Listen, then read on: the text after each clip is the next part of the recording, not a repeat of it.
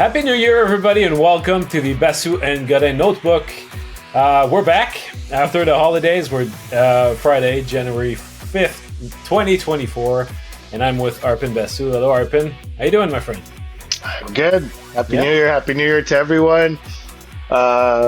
Feels like forever since we've spoken to you, but it's only been a week and a half. But you're in the middle of the hockey season. This is an eternity. It is. And so a lot's happened since we last spoke to you. And so we wanted to sum things up. But I think with the current events of the Canadiens kind of does apply to what's happened since we last spoke, which was obviously prior to Christmas.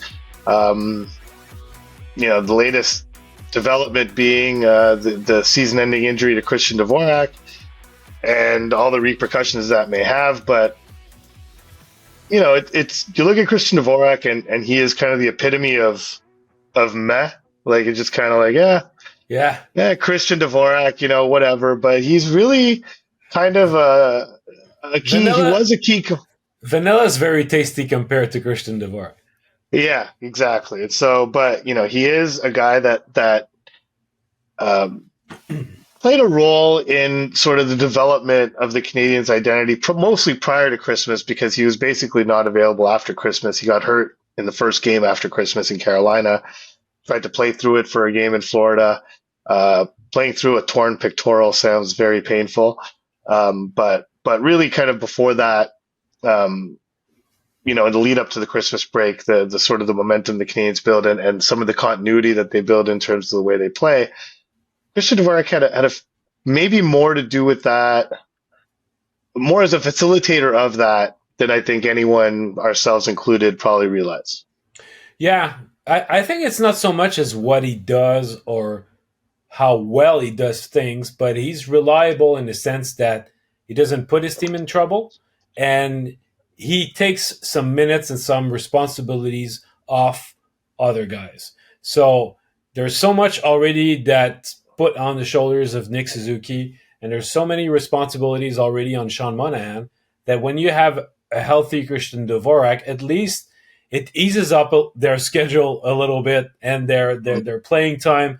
Whether it's defensive zone starts, some key face-offs, some of the play on the special teams. So it's not necessarily that he's a huge factor in the game. He's the ultimate low event guy. But I think that we're going to see the fact that he's not there now more because of the impact that it's going to have on Suzuki and Monahan, even more than prior at the beginning of the season when he missed the beginning of the year and Doc was already out. Back then they had Alex Newhook, who could take his place and be the de facto third line center until he would come back. So now things have changed, and we cannot make jokes about Dvorak being out and what day is he going to come back.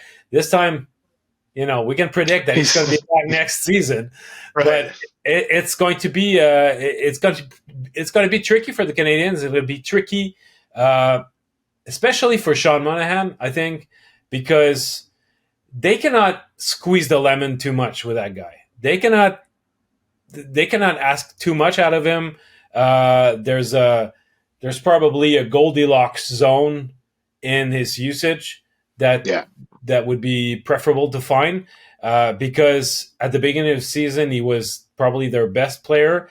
His performance has dipped, and honestly, I mean, he's been better. He sort of recovered from that, but he's never regained the level that he showed in the first 10 games. So how do you do that? And how do you do that when you ask him to do so much without Doc, without Dvorak, and without Newhook being there?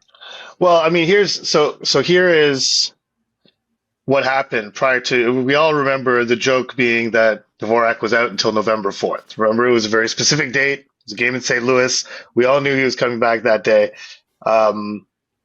So in the 4 games prior to that day, Sean Monahan played 21 minutes, 21:49, 18:51, 21:09, and scored in all 4 of those games. Yeah. So he was rolling, and it's actually shortly after Dvorak's return and shortly after his minutes went down, because when Dvorak came back, Monahan went down to 15:40, 16:58, 18:29, 18:44. So he was climbing, but It was definitely lower than what he was doing prior to Dvorak's return, but Dvorak's return also seemed to trigger, um, a kind of a slump for Monahan, and we can't forget what was going on with Josh Anderson at the time, and Anderson was often playing with Monahan at that time. But because of what Anderson was going through, I think the fact that Sean Monahan stopped producing, uh, fell under the radar a little bit. So now that we've had, 3 games, really four if you count the game in Florida, because Dvorak was playing, but he wasn't 100% Yeah. himself. Monahan in those games has played 18, 22, 2007, 2023, and 19 minutes last night against Buffalo. Um, and so is creeping back towards the levels that he was at just prior to Dvorak's return. And, it's, I asked Martin St. Louis at practice today, does he have, what is that Goldilocks zone for Monahan? Does he have a window that he needs to hit to be effective? And Martin didn't think he did. He thinks he can be productive with low ice time, with high ice time. He doesn't really see any limitations that he needs to put on him. And we shouldn't talk about Sean Monahan like he's some ancient player. He's actually, yes, he's had injuries, but those injuries have made it so that he hasn't played that many games over the last several years. So, if those injuries are not slowing him down, the actual mileage on his body for a guy who's verging on 30, or has he hit 30? I keep forgetting. But anyhow, I think he's 29. Yeah, I I think always so too. forget his age. Is not like a normal 29-year-old. I mean, he had like a good 3-year period where he didn't really play that many games. Um, so I think this is going to be the most interesting thing to see over the coming weeks is what is Sean Monahan's Goldilocks zone? Is there a Sean Monahan Goldilocks zone? Because if there is, and he surpasses it, um, he's become kind of pivotal to the Canadiens continuing what they kind of established as their identity prior to Christmas and even after Christmas, which is the Suzuki line going, driving the bus, but having a secondary line that can support that line, and that line could change from game to game. Right. It was often Monahan, Evans, and Anderson, but the beauty of having Dvorak is sometimes it could be his line, no matter what his line looked like. Without his line there, they no longer have the luxury of putting Evans with Monahan, having that righty lefty face off split. Um, and Evans now becomes the center of that line that they hope can be that sort of backup secondary line. And with all due respect to Jake Evans, he's not very likely to do that. So, I think the injury, especially awaiting Newhook's return, puts a decent amount of pressure on Sean Monahan to sort of consistently provide that secondary option that can support the Suzuki line in continuously providing what the Canadiens need to win games. Yeah. So just to remind people, Alex Newhook went down early December. He was scheduled to miss 10 to 12 weeks, which brings us to mid to late February. So if he is on schedule just before trade deadline, the Mm-hmm. Canadiens should have a healthy Alex Newhook, and then they would be in a position to decide what they do with Sean Monahan prior to the trade deadline. Yeah. But I agree. I understand Martin St. Louis would want to commit to identify what would be the ideal usage for Sean Monahan, because why would you do that? Why would you say, oh, it'd be better if we kept him under 19 minutes? Because there will be nights where he's going to play 20 or 21. Mm-hmm. So there's no benefit for him to commit. But I go back to my No, question: do you think that there's a chance there that the Canadiens might overuse him, and that it affects either their ability to trade him, or that basically it shines a different sort of light on his play for the future in the hopes that they would want to resign him. Well, so those are two different questions to me. The first one is Martin St. Louis, might he overuse Sean Monahan? 100% he might overuse Sean Monahan because he already has. We've already seen it.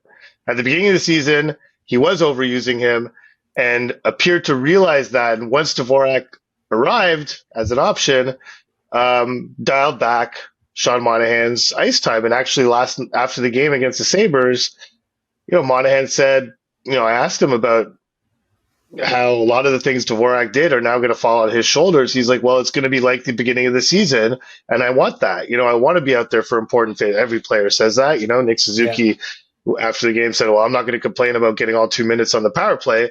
No player is going to complain about too much ice time, but 100%, there's a risk that Martin St. Louis will overuse him, and who could blame him, really? I mean, if he's playing well and he's got such diminished forces, as he does right now, he could hardly be blamed for doing that, because I think there is something to be said about Martin St. Louis' time as coach. Every time that he has made some inroads with this club, something has happened that has sort of sideswiped that. And now it's this. I think he would have great interest in wanting to maintain just the quality of play, not necessarily the results, but just the consistency and the quality of the team's play. I mean, we saw how disappointed Marty was after the game against Buffalo, and he said at some point, we didn't have our A game, and it's been a while since we haven't had our A game, right, where we haven't played well. And that was what was disappointing to him. And he said the word disappointing about 7 different times Friday morning, referring to that performance. And frankly, if you look at it objectively, it really wasn't that bad. It's not as if the Sabres actually blew them out of the water. It was a close game. It just got away from them. The penalty killing wasn't good again after a couple of games where it had done well, but it wasn't that terrible a performance. It was pretty bad. It was not great. And I'm of the firm belief that the first home game after a long road trip, that whole hockey thing is an actual thing. It's difficult. I think we saw an example of it in that game, but but as to your second point, your second question about Sean Monahan at the trade deadline, I firmly believe that no matter what happens, because the other thing to remember is that, Tanner Pearson was on the ice today. Raphael Harvey-Pinard was on the ice today for the second time. They are getting some guys back. Harvey-Pinard is about 10 days away. Right. So you do have the potential of having some more NHL bodies in your lineup. And I'm of the firm belief and the firm mind, and I wrote about this last night, is that, no matter what, Sean Monahan has to be available at the trade deadline. And Dvorak's loss obviously makes him more important to the Canadiens, but at the end of the day, that can't matter when it comes to the management of Sean Monahan. Unless the Canadiens steadfastly believe that he is part of the future of this franchise, or an important transition piece as a veteran guy to sort of bridge the gap between this core and the next wave. I think, and perhaps this increased role in Dvorak's absence will only make him more valuable, and maybe he'll show more in the next month or so, and will make him even more attractive at the deadline. But I can't imagine the Canadiens wouldn't be able to find a relatively robust market for Monahan services, especially considering there doesn't seem to be too many players likely to be available that would fit his kind of profile as sort of a really high-end depth center, who could do a lot of things and play in a lot of situations. And so, barring some run that gets them into a playoff spot at the end of February, like firmly into a playoff spot at the end of February, I think you got to trade Sean Monahan before the trade deadline. There's no doubt that there would be a market for him. I mean, on certain teams, he could be a second line center. Yeah. On good teams that are just weak down the middle, there's a couple of teams that could use him as a second line center. He could definitely be a second line winger, and he can for sure, be a third line center. And he can play on there's both special teams. I mean, there's it's a yeah. lot to like, plus the salary, plus the experience, the low maintenance aspect of the guy. Yeah, I agree with you 100%. There would be a market for him. Mhm. But even though I'm a proponent, I agree with you in the sense that I'm a proponent of the Canadiens trading him because the whole idea was to take a veteran player and basically flip him for younger, fresher assets. But I don't think that the Canadiens necessarily see that the same way. Because I don't expect it to be a given anymore that he's going to be traded. And when you said that you thought they might be a transitional piece, I think that you're right on the money with that. Yeah. Because uh, yeah, so you've got Suzuki and Doc that would be your top two centers. I think that over the long run, they see Alex Newhook as a winger and not as a Yes. center. Yeah, they do. Uh, Dvorak, next year is going to be the last year of his contract.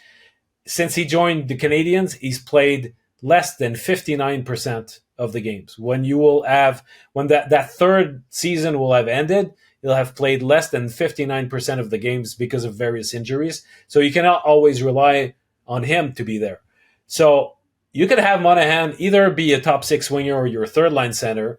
You can move him around, but he's a well liked guy and someone who can really help stabilize things on your roster. The other thing is, if you want to improve your top six, it's you don't know yet what's going to be available on the market. They don't know if they're going to be able to fetch the right pieces on the training market or even on the UFA market.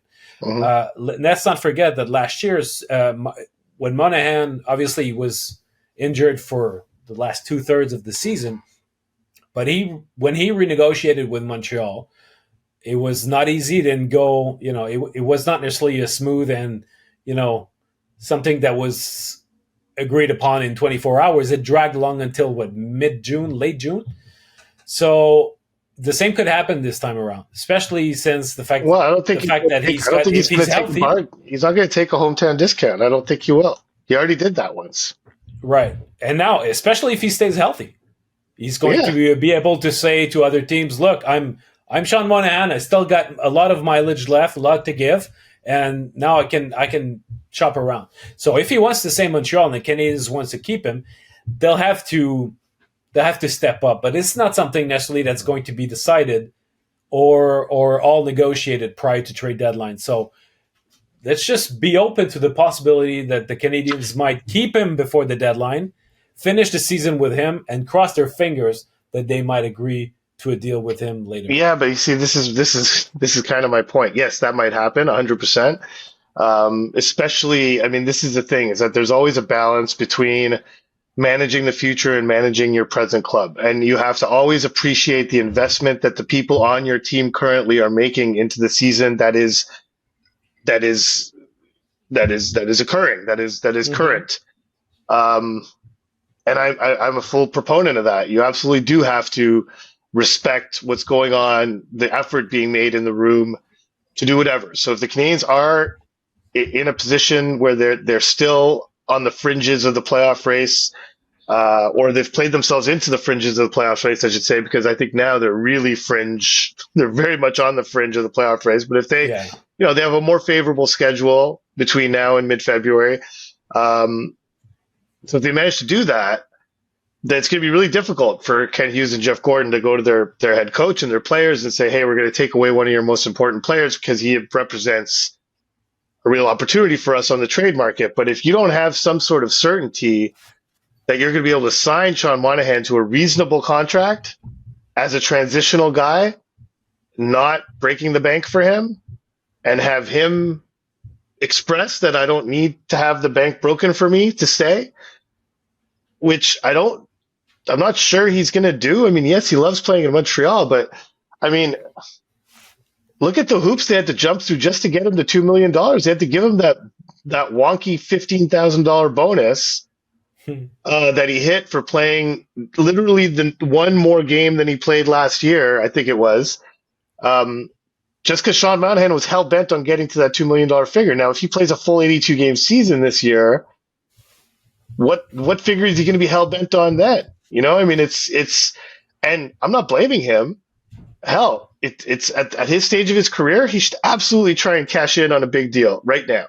For sure. The best way for him to do that would be for him to get traded to a playoff team, for him to play in the playoffs, perform in the playoffs, and then you can go out and get a pretty nice, healthy deal, probably a 4 or 5 year deal at a decent amount of money that I don't think the Canadiens should necessarily pay him. Like you cannot have it both ways in the sense that if there is not an enough robust market for him at the deadline, and we both agree there will be. We both agree there will be. Yeah, there's going to be a market. Yeah, but I don't know how big. You know, there's always a tipping point where a GM says, this is good enough of a return, or I'll take my chances and keep the guy.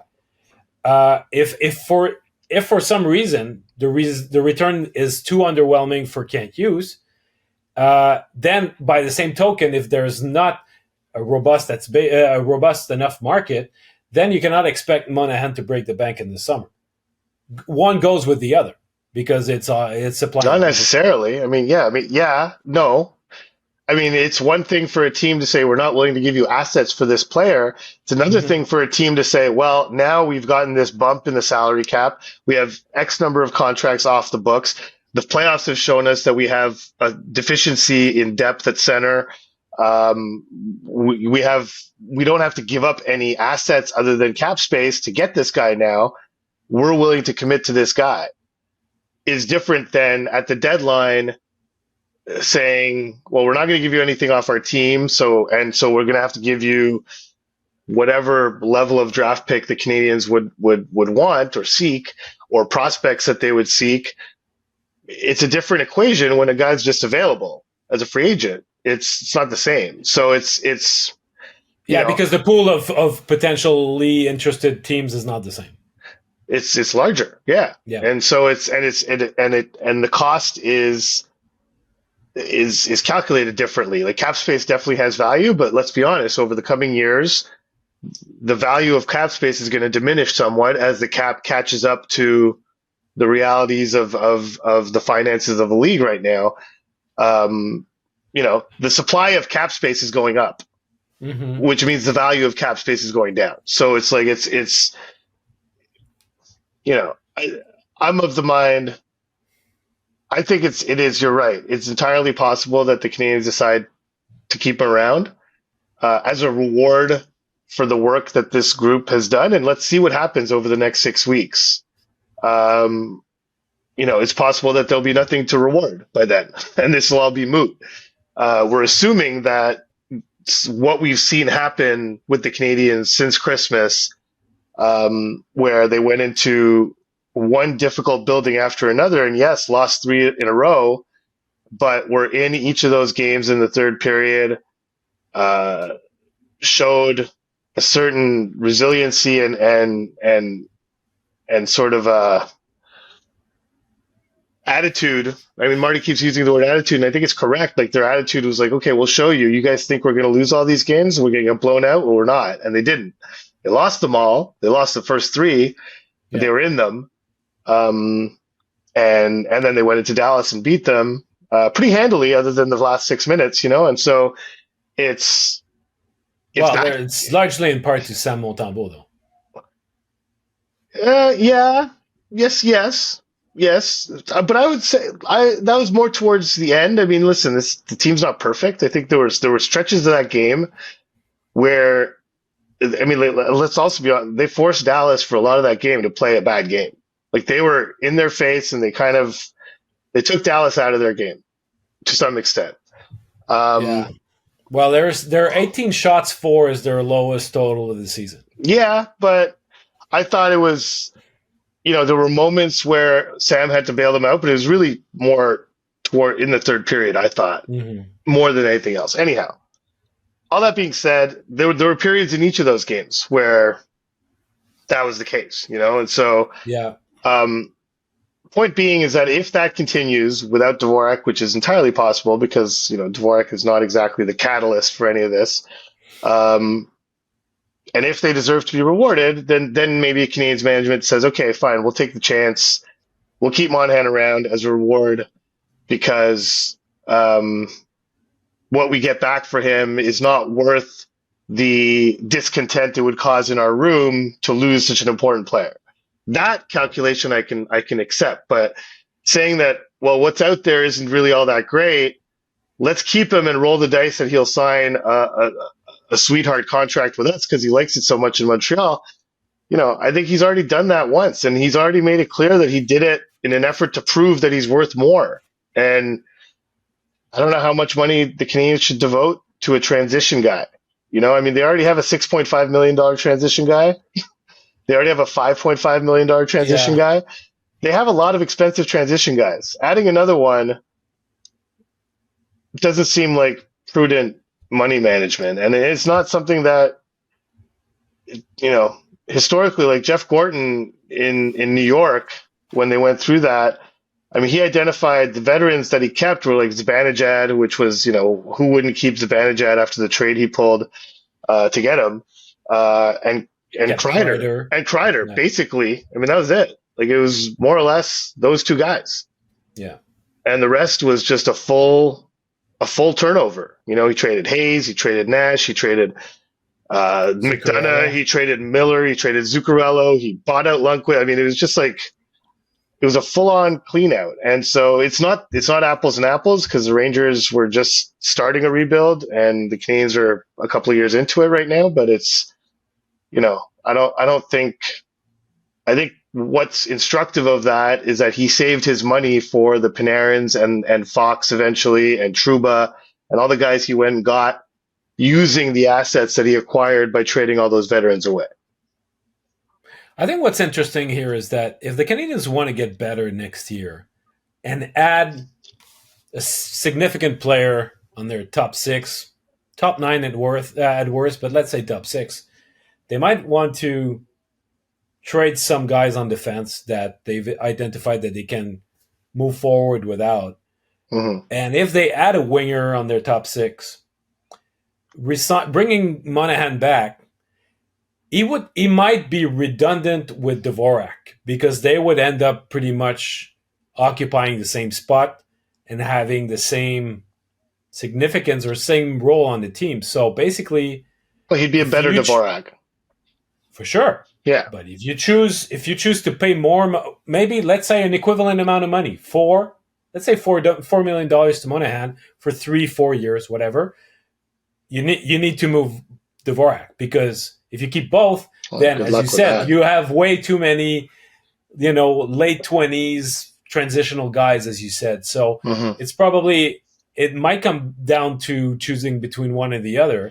And of course, people will say, "Well, have them trade Dvorak," but it might be easier Yeah, said good than luck with done. that. No, good luck with that. I've spoken to scouts about the possibility before he got hurt. I Yeah, was convinced that Dvorak had some sort of trade value. I must have spoken to 5 scouts about him. Not one said they would recommend to their GM to get him. Not one. I mean, depending on the cost, obviously, but his salary makes him borderline untradeable. yeah. Like the Canadiens would have to eat money to get him traded, and which they could do. I mean, it's as you mentioned, he'd be entering the last year of his contract, so it's not outside the realm of possibility. The Canadiens say, okay, we'll eat 50% of it for this year, take him for a 5th-round pick or whatever. Someone might bite, but he's not.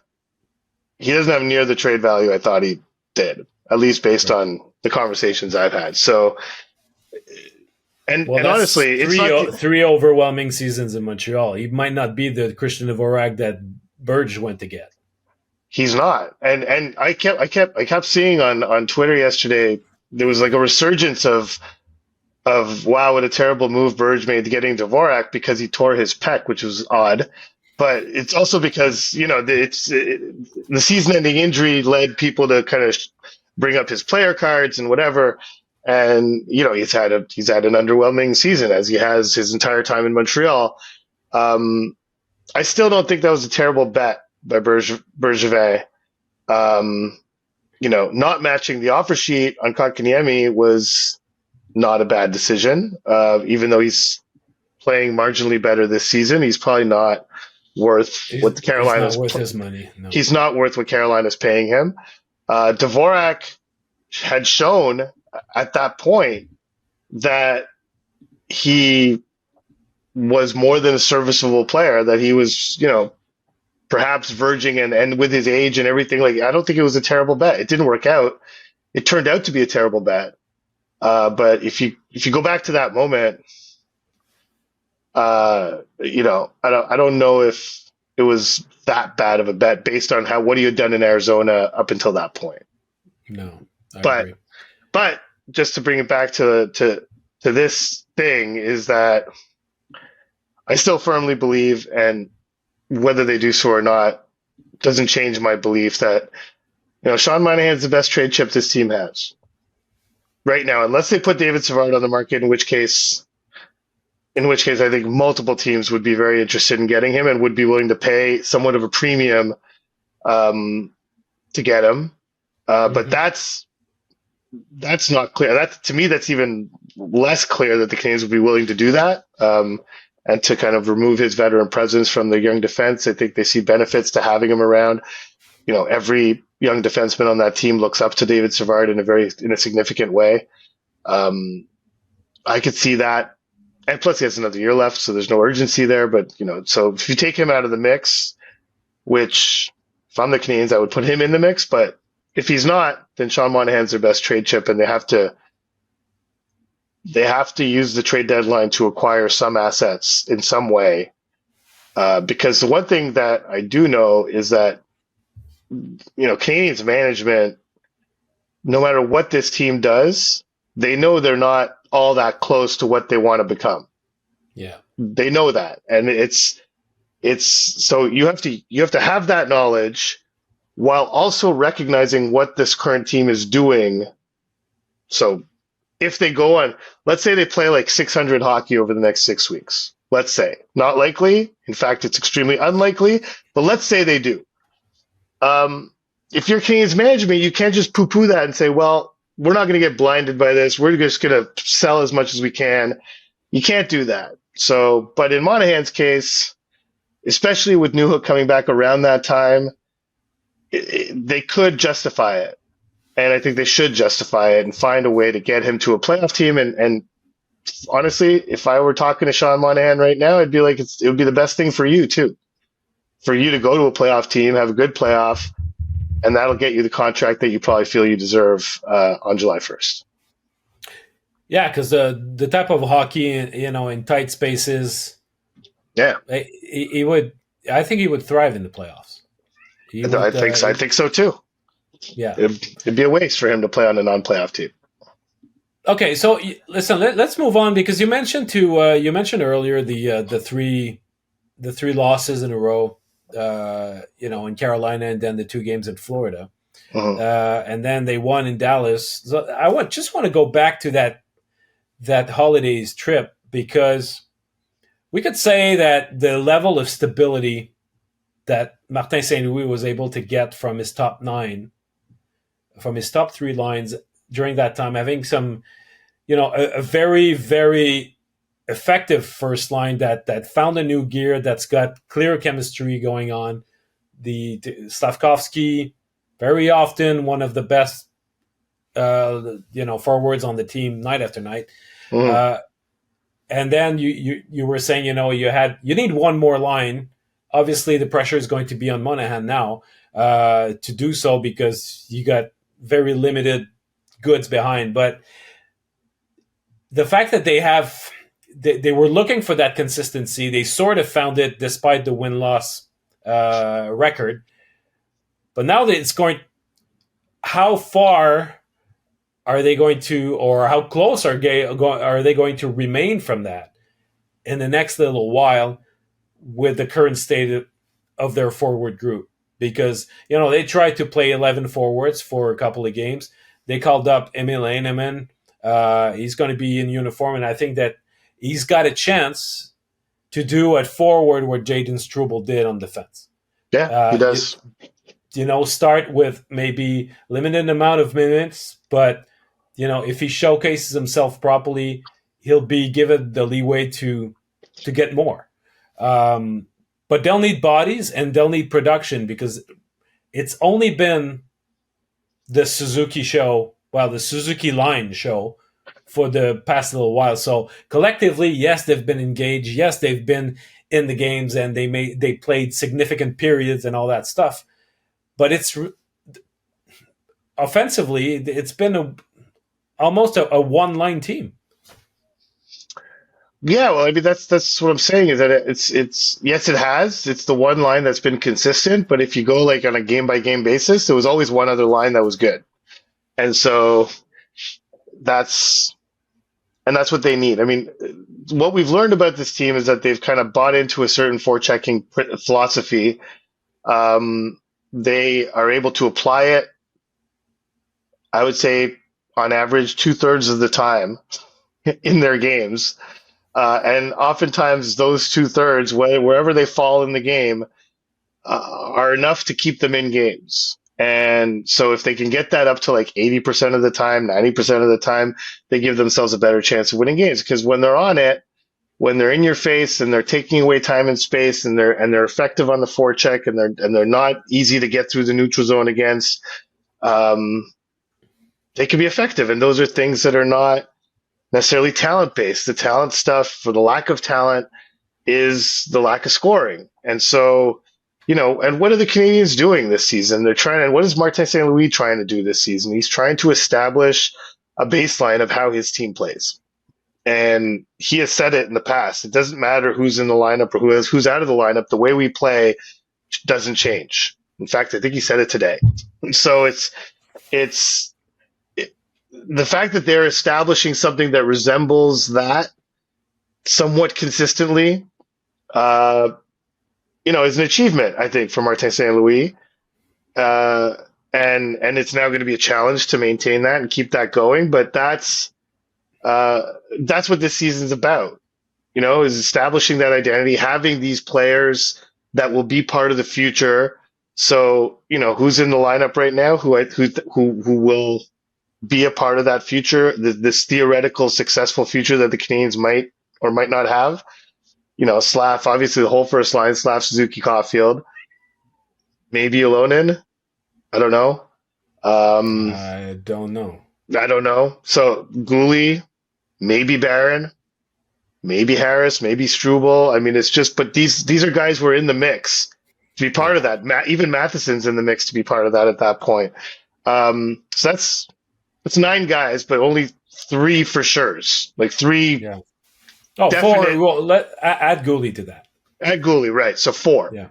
But even if it's just those 4, what's happening now in establishing the way they play, to have those 4 guys learning that and being effective at it and embracing it will help when the rest of the core guys arrive, whether that's via trade, whether that's via free agency, whether that's via health, when Doc is back and Newhook is back, what have you, when Reinbacher gets here, or Hudson, or Mayu, or Jackai's back, it's that's going to help. Just spread that. So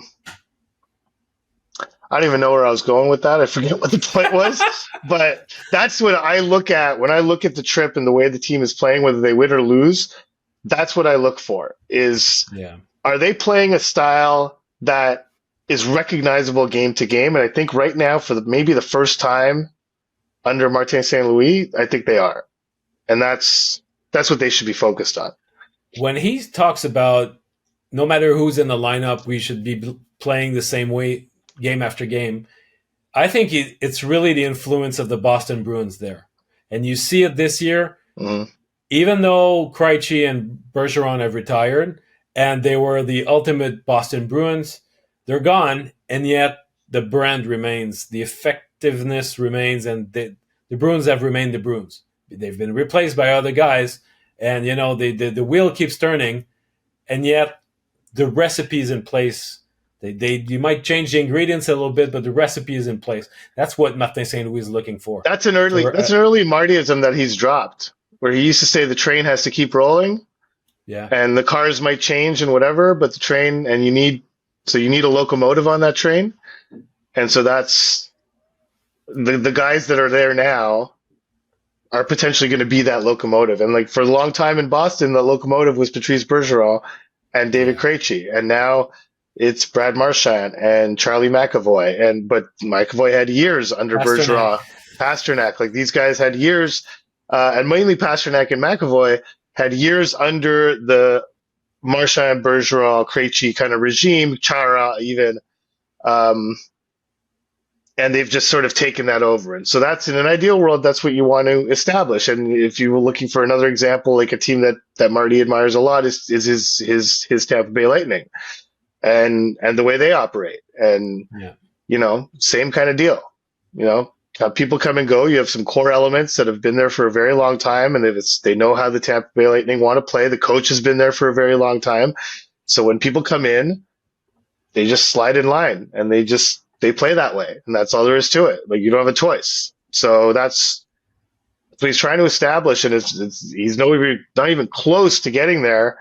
But at least that process is seemingly starting now. Like it hasn't really started until, gosh, I would say it didn't. I would say it started when they lost in Boston. Because it was sort of a wake up call, and they It were was also it was like an shaken up by it. electroshock. Yeah, it was an Yeah. electroshock. It was, and really since then they've been building up to the point where they have an identifiable identity to some extent.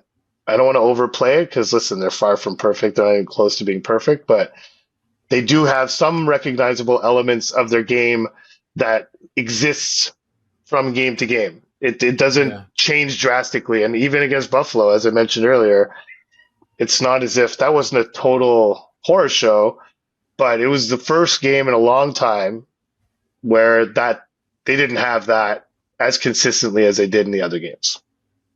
Okay, so that game against Buffalo, we saw that for the second time that they were playing 11 forwards and 7 defensemen. And I think that lately, during that trip It was the and third during the time. 2 games, that third time, yes. Yeah. Um, so yeah, so they had It was Tampa, Tampa, Dallas, Dallas, and Buffalo. and Yeah. then Buffalo. So that group of 7 defensemen, it seems as though the hierarchy has changed from Yeah. before they left for that trip to how it is now. Hmm. Uh, I mentioned Jaden Struble earlier. The minutes, his usage has increased progressively, and now he's borderline top 4 defenseman.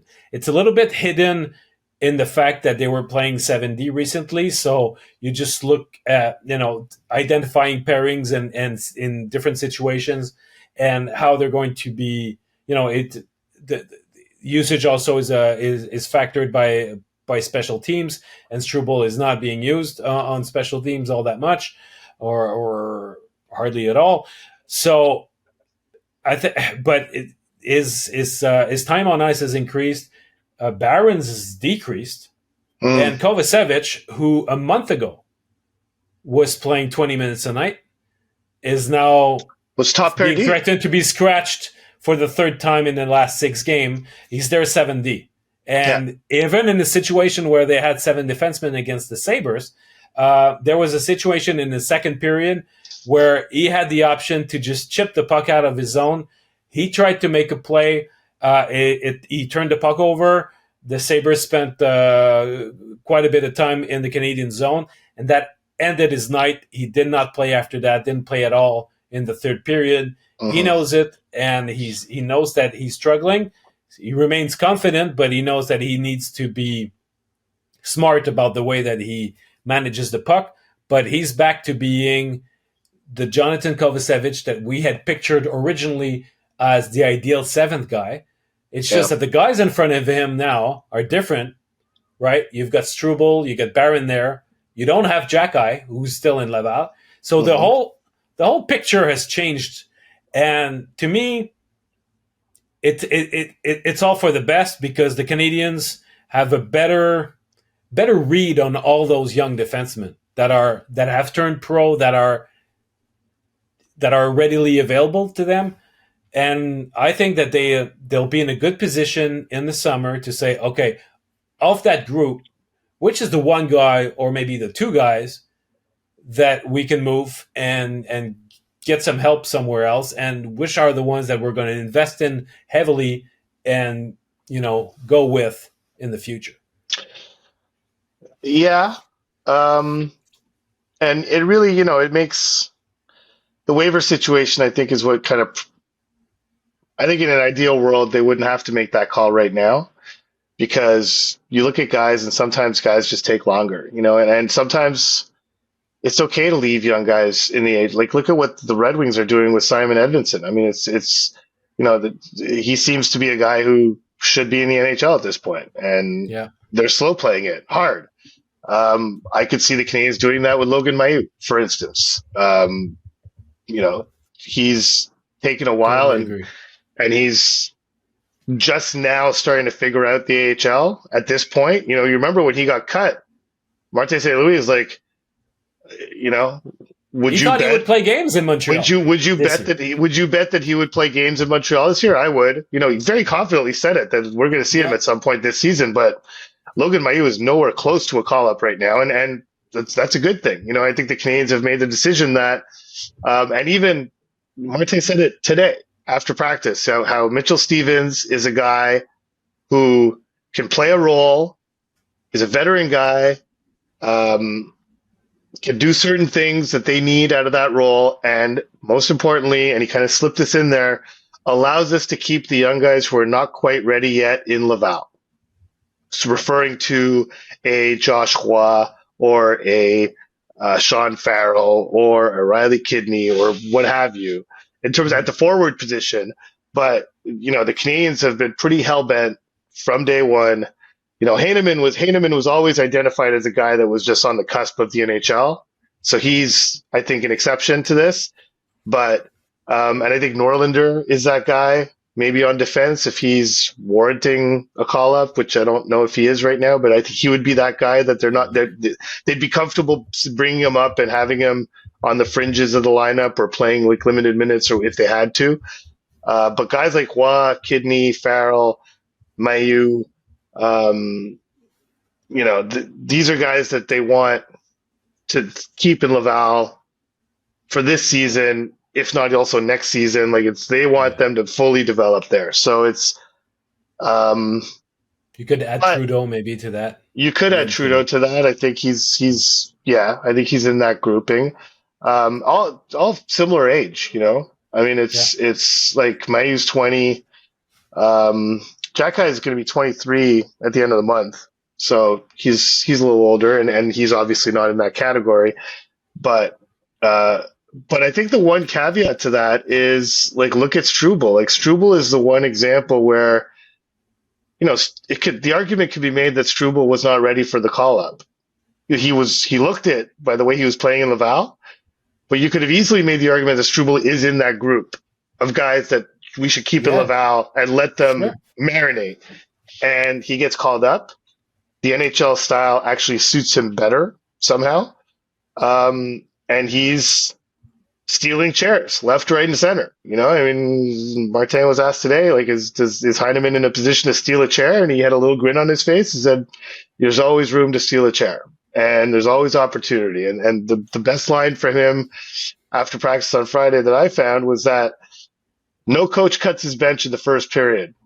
Everyone pretty much starts on equal footing. It's up to you to force me to put you out there more.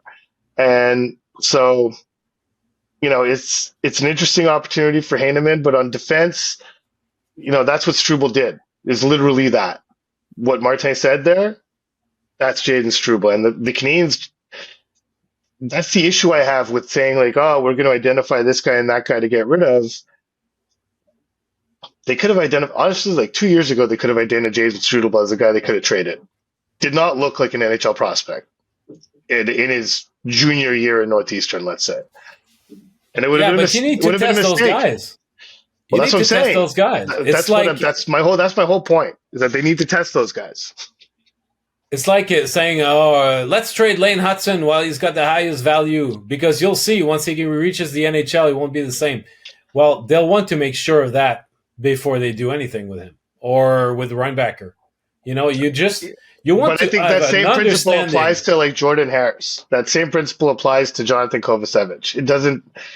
I still feel, even though Kovacevic is older, I'd maybe not apply to him as much. But like Jordan Harris to me is the perfect example. Like I don't know what he can be. I don't think you know what he can be. I'm not sure the Canadians know what he can be. They Mhm. should find out first. Is what I'm saying. You know, it's like that's the point I'm trying to make in a very long-winded kind of way. Is that That's not your style. no, that's it.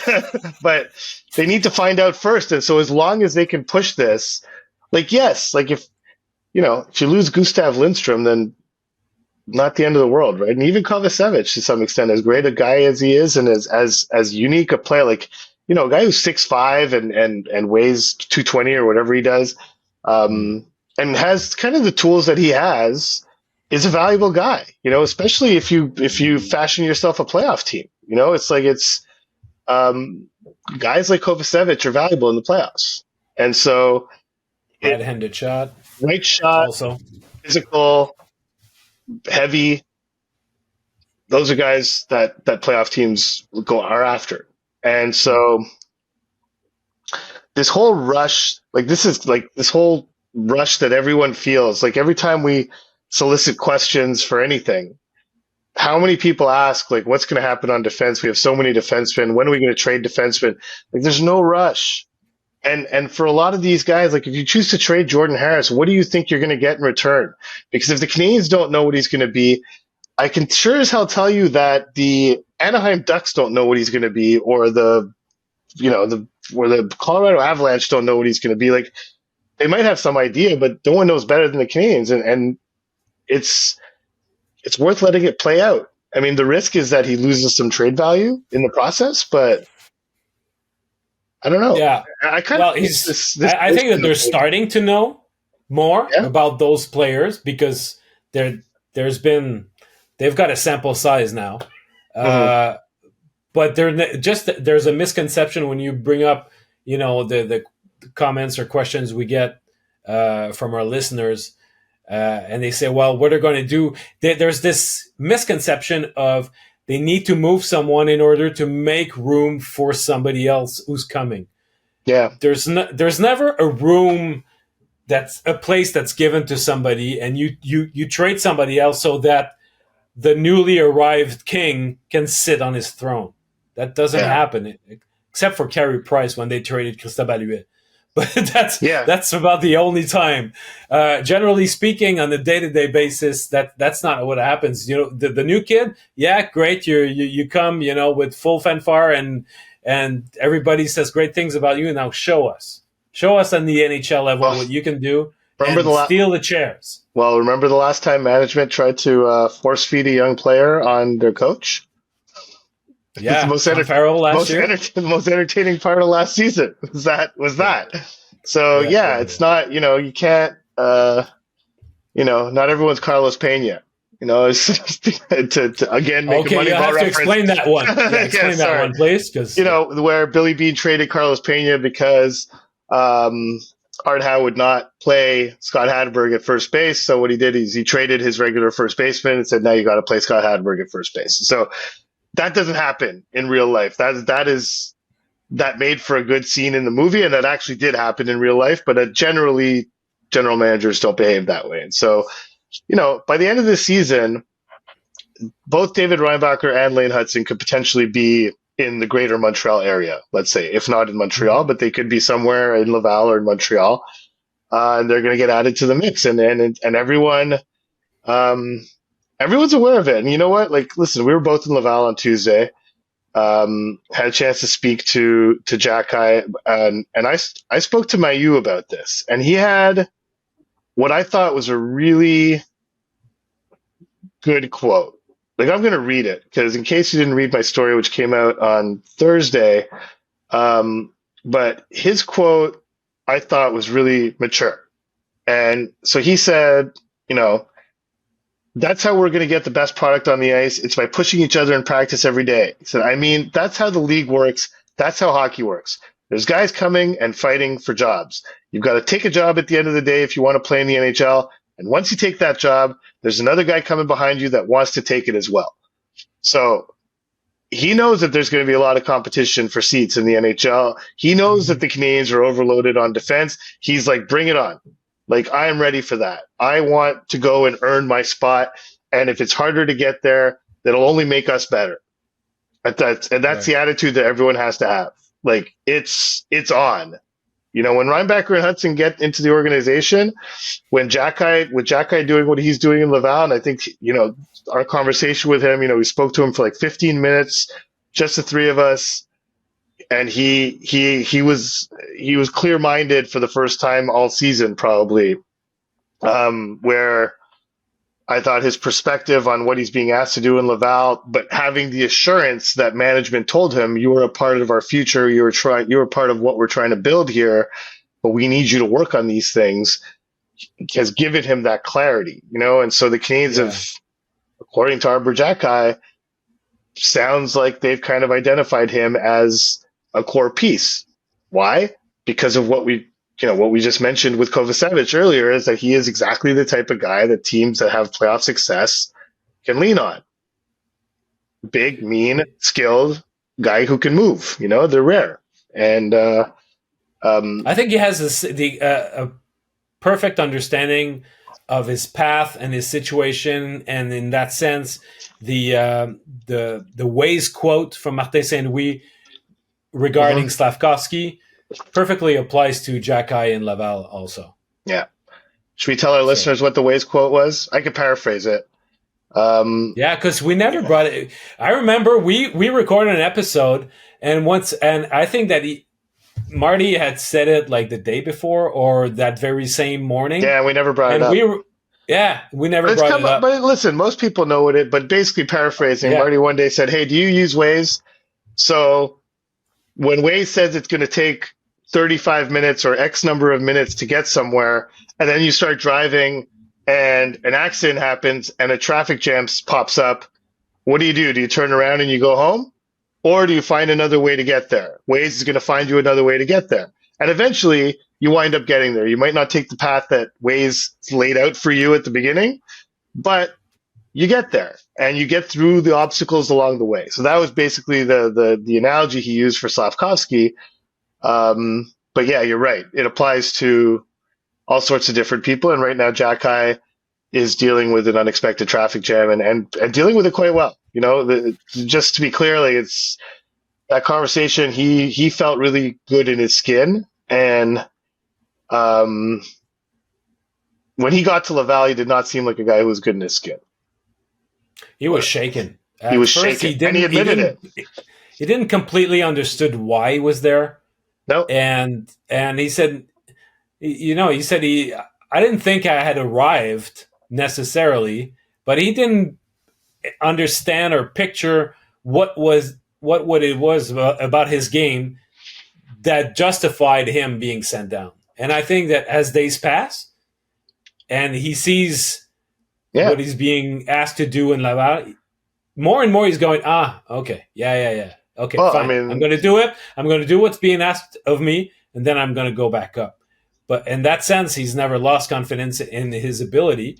But I find that that's where the environment of the Laval Rocket is so good mhm, and so professional that guys, when they get there, they're like, man, this is not the NHL, but it's really the next best thing. And yeah.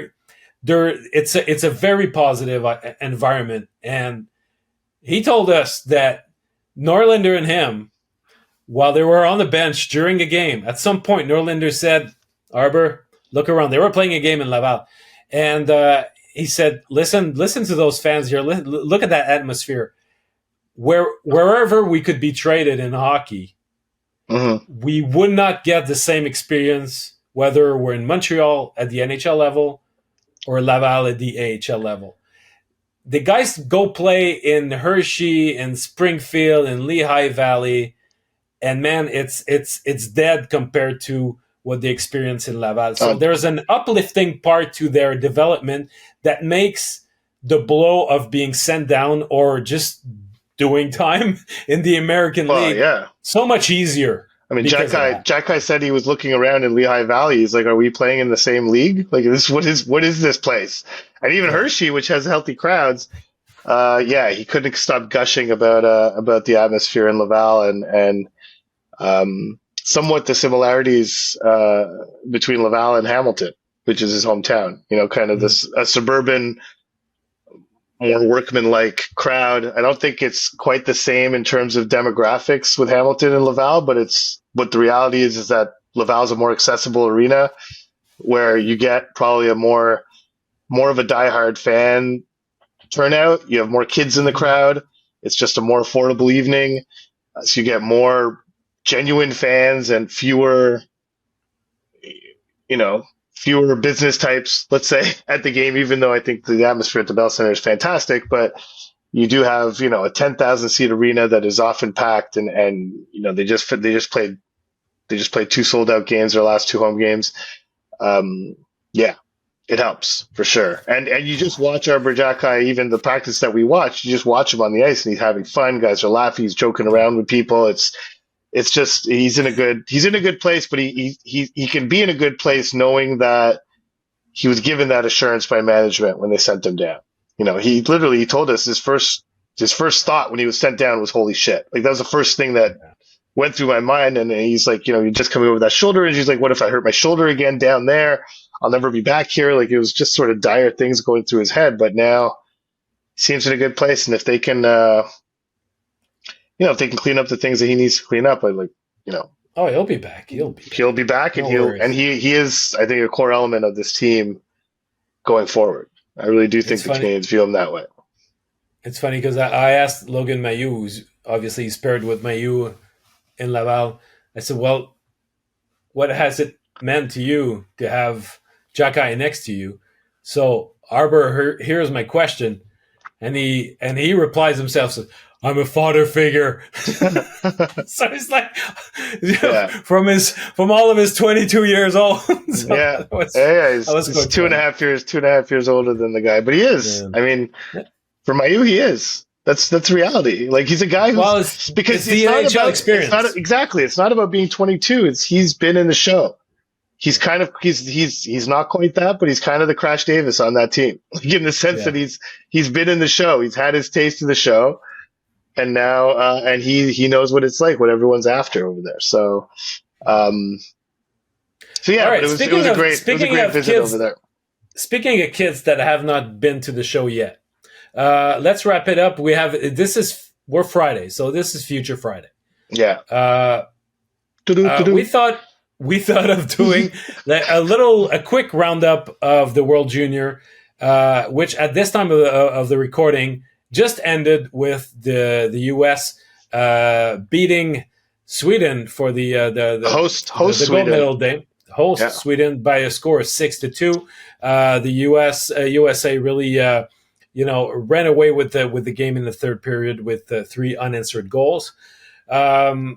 So the Canadians had four prospects in this tournament. Obviously, they had Owen Beck for Canada. They had Lane Hudson, obviously for USA. They had Jacob Fowler, backup goalie, who played 3 games, Mhm. and Philip Meshar playing for Slovakia. So let's have just a quick look at how those guys fared.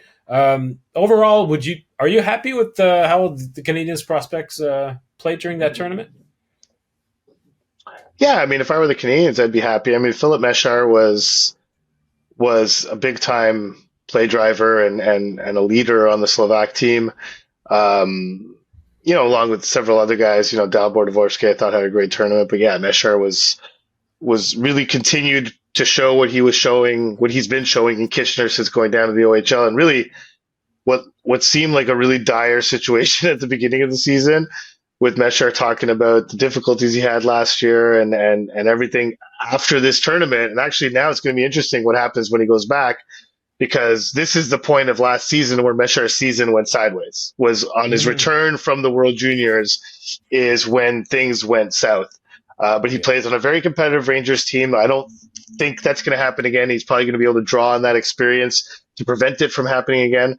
Um, so yes, Owen Beck, arguably Canada's most reliable forward. I mean, it's honestly like they had so many kind of uneven performances throughout their lineup throughout the tournament. Beck seemed to be a guy that the coaching staff was trying to get out there against some of the top threats on every other team, which is going to be his identity. I thought he played a very mature tournament. Um, Yeah. and Jeff Marek reported yesterday he's on the verge of being traded to the Saginaw Spirit in the OHL. So second year in a row that he's going to get traded to sort of a playoff contending team. Um, we'll see. We'll see what that does for him. But yeah, I thought he had a good tournament. One of a few people on Team Canada who could say that. Uh, Maybe because the Well, expectations were Macklin not quite as Celebrini high. didn't have. Yeah. Macklin Celebrini did. Celebrini, of course. But I think Owen Beck can say that because no one expected him to produce offensively and sort of blow everyone's doors off offensively, and he basically provided exactly what was expected of him, kind of thing. Yeah. And as far as the U.S. guys, I mean, Lane Hudson was one of the top players on Team USA, and I thought showed a more diverse game than we've seen from him in the past. Was not just the flash and dash version of Lane Hudson. I thought there was a lot more. Uh, I guess maturity would be the word, but just a more solid sound game Yeah. mixed in with some of the really flashy offensive skill he has. I guess the one guy, the Canadiens probably would have liked to see Jacob Fowler grab that starting job that he ultimately lost to Trey Augustine, but Yeah, but I'm not sure. that's nitpicking. I think that Augustine, being from the program, having been at the World Juniors before, he was He had one a step leg up ahead. for sure. No, Fowler had Yeah. to vastly outperform him. Yeah. But well, I don't know. I don't know how vastly he had to outperform. I think he had a shot. Like I think they went in there with an open mind. But if it was tied, then the tie would go to Augustine because of that. Yeah. Yeah. So I think Fowler had an opportunity. It's not that he failed to seize it or anything, but he didn't win out in the end. And so and that's fine. There's nothing. I don't think he played poorly necessarily. Definitely that shootout against Czechia. Czechia, he was Yeah. outstanding. That was that one save he made, reaching his leg back. I mean, his competitiveness really showed in that instance.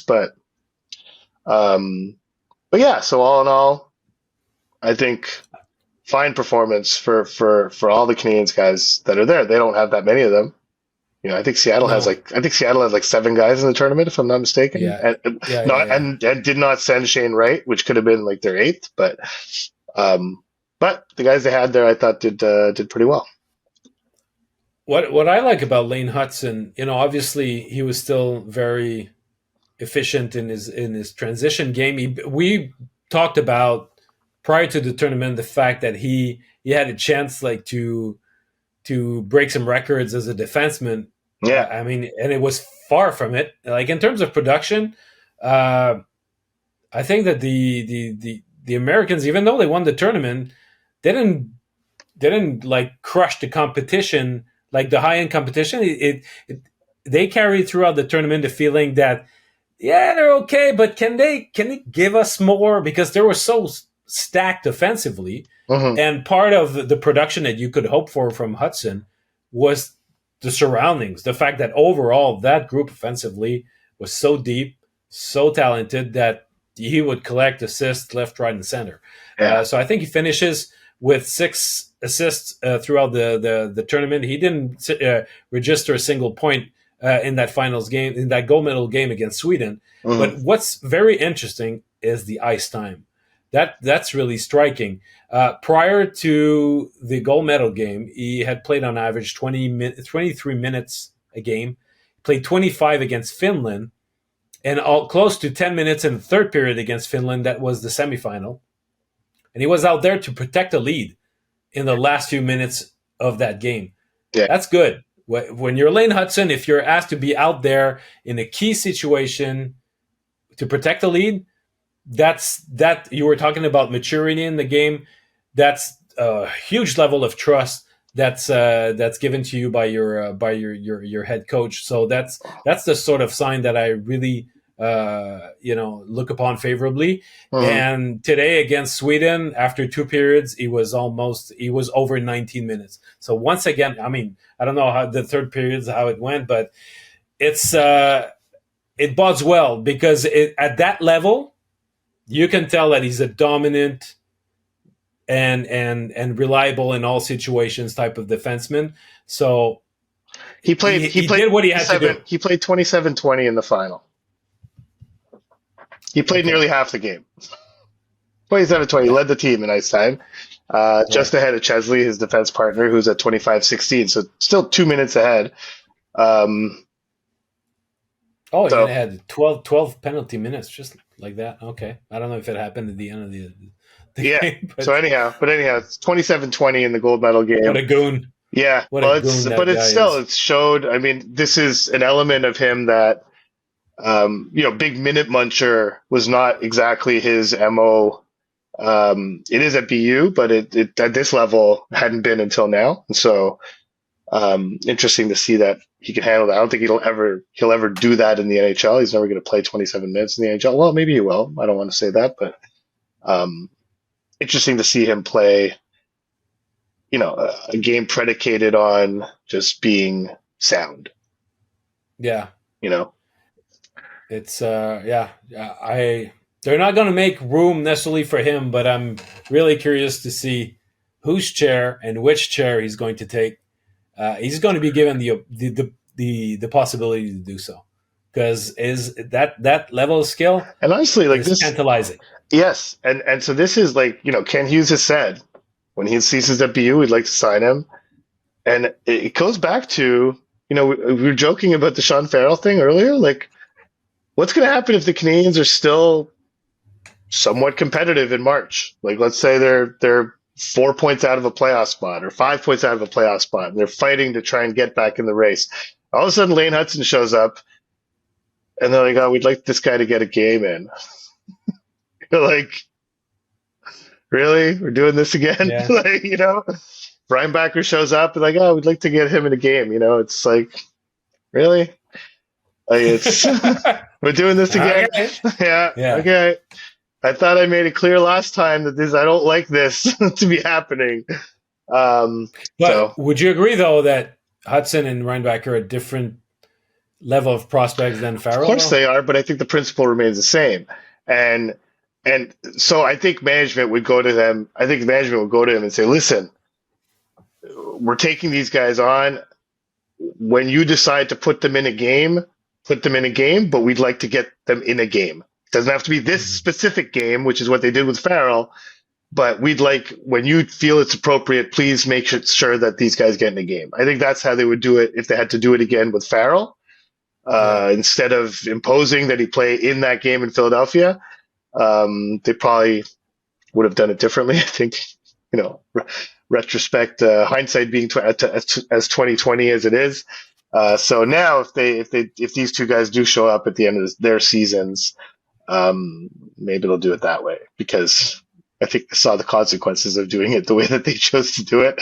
Uh, just Well, it was the first time that they were put in that situation, and as a management group and involving Martin St. Louis in the discussions and the decisions too. It's just a way of doing things that needed to be defined, and I think that episode, well, there's a helps division of labor, figuring it right? out. There's a division of labor, and Marte accepts all the lineup or the roster decisions that are made and just deals with the roster he's given. Look, he finished the trip with 11 healthy forwards and had to play 11-7 because the Canadiens decided not to carry an extra forward on that trip because they Mhm. can't, because there's three goalies on the roster and because they have two extra defensemen, and that's the three extra players are right there. And so that's out of Martin's control, but that's not his job. He understands that. But setting the lineup every night is his job. So once they kind of stepped on that, uh, he reacted. Let's just say. So Yeah. anyhow, I doubt they'll do it in the same manner, but it would be exciting to see one or both of these young guys come in and really start to crank the pressure up again on this defense group and see where it can go, because it's, just to get back, I guess, to wrap it up, but with what we were talking about on defense, like that's what the beauty of the Canadian situation is, that I think clearly the defense is going to be the heart and soul of this team when it's good. And it's interesting to see the sort of the germination of that process starting now with this sort of inner competition, but this helpful development, like Jacky helping Mayu develop in Laval. That could be, who knows? Like, I don't know who. Like, maybe Struble next season starts in Laval because he doesn't continue on his track this year, and he helps Orion. Yeah, he might take a step back. Yeah. Yeah. Like, I mean, who could have guessed that Arbor Jacky would be in Laval right now at this time last year? Like, well, was he healthy? Yeah, he was healthy at this time last year. Like, no one could have foreseen Arbor Jacky being, and so that could happen with Struble, and that could happen, and maybe he'll be playing with Reinbacher in Laval next year, and helping him as the guy who had a season in the NHL and becomes a Crash Davis on that team at that point. So we'll see, but I think it's an exciting time for the organization as these guys, especially with the way the tournament that Hudson just had, these guys are getting closer and closer to that point. For sure. Yeah. All right. Let's wrap this up. Let us remind you guys that if you want to send us your questions for the Monday mailbag, you can do so by either tweeting us at Basu and Godin, or you can send us an email at basuandgodin@gmail.com. So sometimes the emails make for a more in-depth question. You have time to make all the little necessary nuances. So it's fun. It's almost old-fashioned now to send an email. It's crazy. It is. It is very old-fashioned.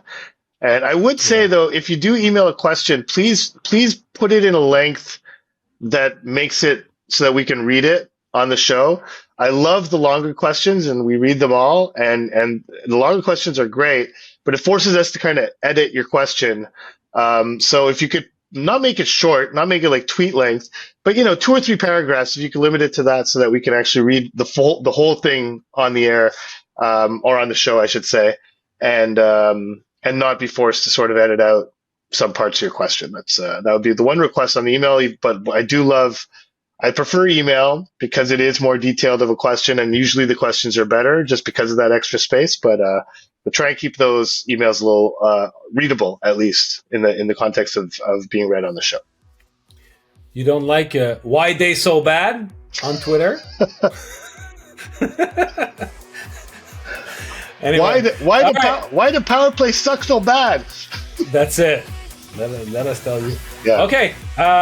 So we'll be back on Monday. Thank you so much for being with us again. The Notebook is back after this little holidays hiatus. We're very happy to be back at the helm. And enjoy your weekend, everybody. And we'll talk to you on Monday. Bye-bye.